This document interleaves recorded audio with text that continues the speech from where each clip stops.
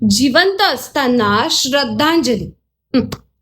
लोक आता इतके घाईत झालेत की कोण जिवंत आहे की नाही याची खात्री सुद्धा त्यांना तपासावी वाटत नाही. तुम्हाला कळलंच असेल मी कोणाबद्दल बोलतेय. धर्मेंद्र, जे अजूनही जिवंत आहेत, श्वास घेत आहेत, उपचार घेत आहेत आणि त्यांच्या घरात त्यांच्या जवळचे लोक आहेत. पण सोशल मीडियावर लोकांनी त्यांच्या फोटोजवर रेस्ट इन पीस असं लिहिलं आणि तो फोटो पुढे पुढे पुढे पुढे फॉरवर्ड करत राहिले आणि झालं मग व्हायरल. हे असंच झालोय का आपण?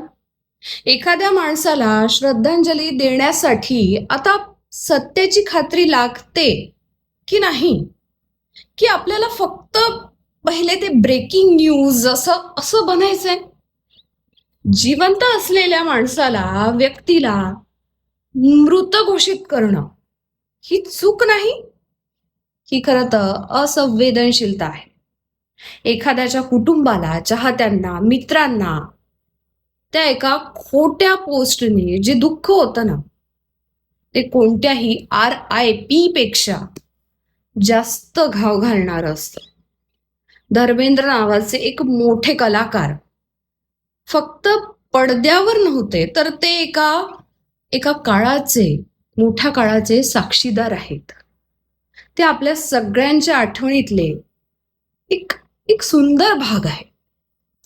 त्यांच्याबद्दल बोलताना थोडं थांबा, त्यांना जरा आदर द्या, पण अफवा नको. या अफवा खरंच पसरवू नका. श्रद्धांजली तेव्हा द्यायची जेव्हा वेळ येईल. आत्तासाठी प्रार्थना करा मनापासून, कारण अजून श्वास आहेत, अजून आस आहे. आणि जेव्हापर्यंत माणूस जिवंत आहे तेव्हापर्यंत आपण अफवा नाही, आदर पसरवा, काहीतरी चांगलं पसरवा.